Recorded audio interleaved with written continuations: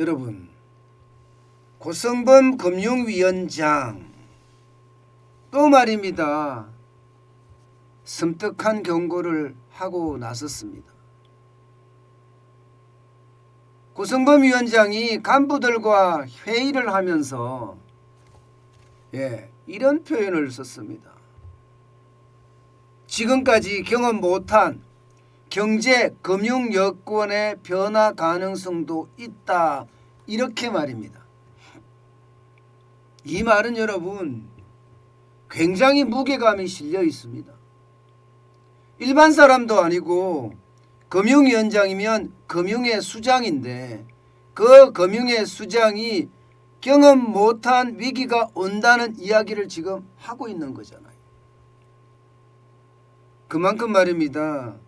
우리 경제에는요, 불확실성이 굉장히 큰 데다가 크고 작은 악재들이 동시에 지금 나타나고 있다, 이렇게 해석하는 것이 가능합니다. 여러분, 이렇게 지금까지 경험 못한 경제 금융 여건의 변화 가능성도 있다, 이렇게 얘기한 근거는요 두 가지입니다. 첫 번째는요, 이 우크라이나 사태예요. 우크라이나 사태. 아무래도 이 우크라이나 사태가 점점 커지면 커지는 만큼 세계 경제에 위협이 되고 그에 따라서 국내 경제에도 위협이 된다는 이야기입니다. 사실 우리가 단순하게 보더라도 말입니다. 이 우크라이나 지역에 전쟁이 일어나면 말입니다. 당장 러시아에서 파는 석유에 대한 문제가 생기는 것은 당연하고요. 사우디아라비아 다음에 러시아가 석유를 가장 많이 수출하거든요.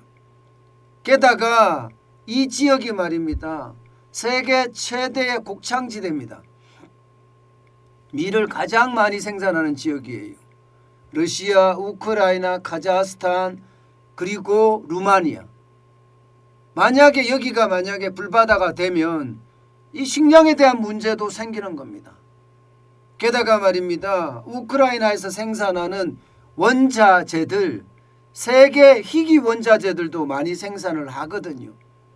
여기에 대한 문제까지 겹치면 당장 우리에게는 반도체 생산에도 지장이 올 수 있다, 이런 이야기까지 할 정도로 상황이 좋지 않은 겁니다. 그러니까 금융위원장이요, 아예 대놓고 이야기했습니다. 아예 대놓고 뭐라고 이야기했느냐? 우크라이나 이슈는 향후 전개 방향이 매우 불확실한 상황이므로 예의주시할 필요가 있다, 이렇게 아예 콕 찔러서 이야기했습니다. 그러면서 말입니다. 다수의 위험 요인이 동시다발적으로 발생을 하고 글로벌 긴축이 가시권에 들어오고 있다, 이 말까지 덧붙였어요. 이 말은 결국은 말입니다. 여러분, 우크라이나 사태의 불확실성이 굉장히 크다는 이야기고, 그와 아울러서 글로벌 긴축에 대한 문제가 우리에게 악재가 될 수 있다는 이야기잖아요. 실제입니다.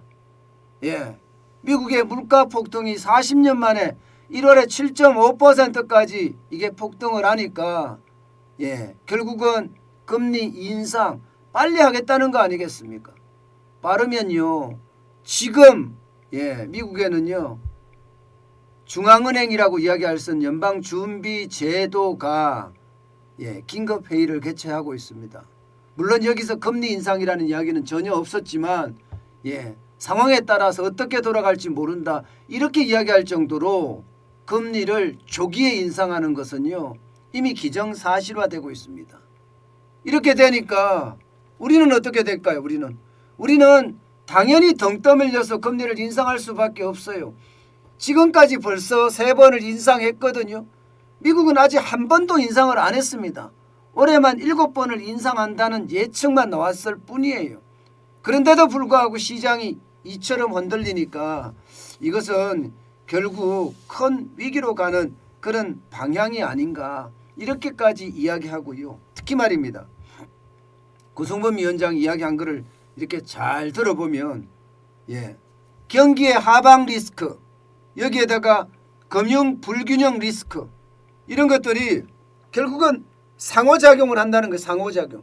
상호작용을 했을 때 금융에서는 대혼란이 생기지 않겠느냐 하는 게 경험 못한 위기의 핵심입니다.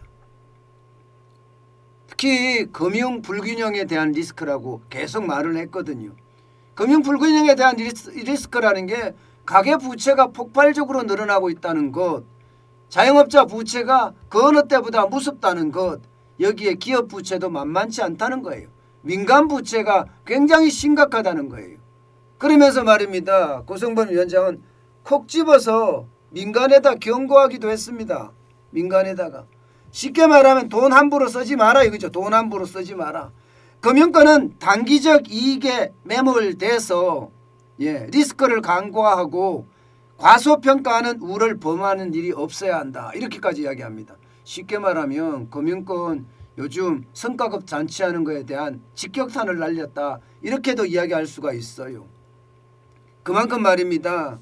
그만큼 이 경제 불안에 대한 요소가 점점 커지려는 겁니다. 게다가 말입니다. 고승건 금융위원장은요. 금융안정방어선이라는 이야기를 썼어요. 금융안정방어선.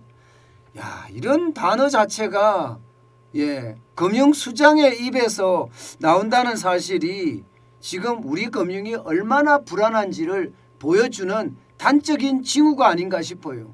금융안정방어선이란 말을 어떻게 쓸 수 있을까요? 이런 말까지 썼다는 것은 극단적인 단어잖아요. 사실은요. 금융안정방어선이라는 게 금융위기가 오는데 방어할 수 있는 방어선은 최소한 지켜야 된다. 이런 말이니까 이게 충격적이라는 겁니다. 게다가 금융안정방어선을 지켜낸다는 각오로 소임을 다해달라. 이렇게까지 표현을 했다는 것은 충격의 어떤 실마리가 지금 우리 곁으로 점점 다가오고 있다는 이야기입니다. 그만큼 말입니다. 우크라이나 사태에 대한 불확실성이 커지고 글로벌 긴축에 대한 어떤 위험도가 점점 커진다고 이야기할 수 있는 겁니다. 고성범 위원장의 이런 이야기들 여러분 어떻게 생각하면 우리가 반드시 직시해야 될 수 있는 그런 내용 중에 하나입니다. 여러분도 알다시피 시장에는 분명히 충격이 왔잖아요. 여러분 보세요. 코스닥 같은 경우는요. 연초 대비 2월 11일까지 보면 15.1%나 떨어졌습니다. 시장에 충격이 와 있다니까요. 그런데 우크라이나 사태라든가 글로벌 긴축이 더 강화되고 이게 현실화됐을 때는 충격이 더 커질 수 있다는 게 지금 금융위원장의 이야기잖아요. 미국 나스닥도 마찬가지입니다. 연초 대비하면 11.8%가 떨어졌고요. 중국의 선전지수도 10.4% 떨어졌습니다. 러시아의 RTS 지수도 7.9% 떨어졌고요. 코스피도 7.7% 떨어졌습니다. 일본 니케이가 좀 덜 떨어졌다고 하는데 일본 니케이도 3.8%나 떨어졌습니다. 그만큼 말입니다. 시장의 위험도는 계속 커진다는 이야기예요. 계속 커진다는 이야기. 그래서 절대 무시해서는 안 된다는 이야기입니다. 오늘도 미국 시장에서는요. 혼란을 거듭했다 이렇게 이야기할 수 있거든요. 다우산업지수는 결국 마이너스 0.49% 떨어져서 마감을 했습니다. 171.89가 떨어졌고요. 34,566.17로 마감했어요. 나스닥 종합도 마찬가지입니다. 거의 보합입니다. 보합입니다. 이게 떨어지다가 그나마 좀 반등을 해서 보합을 이루었는데 그래서 13,790.92로 마감했습니다. 이만큼 시장에 대한 어떤 변동 또 시장에 대한 불안 이런 게 굉장히 크다는 거예요. 문제는 앞으로인데요. 앞으로도 그렇게 썩 좋은 징조가 보이지 않아요. 여러분 보시다시피 시카고 옵션 거래소의 공포지수 적지 않습니다. 27.36까지 지금 올라갔습니다. 지난 1월 26일에 31.96기에 지금 최고치입니다. 그만큼 말입니다. 증권시장의 공포지수는 그만큼 커진다는 거예요. 이렇게 봤을 때 여러분 금융위원장의 어떤 이야기가 우리 시장에는요 더 큰 충격이 올 수도 있다는 거예요.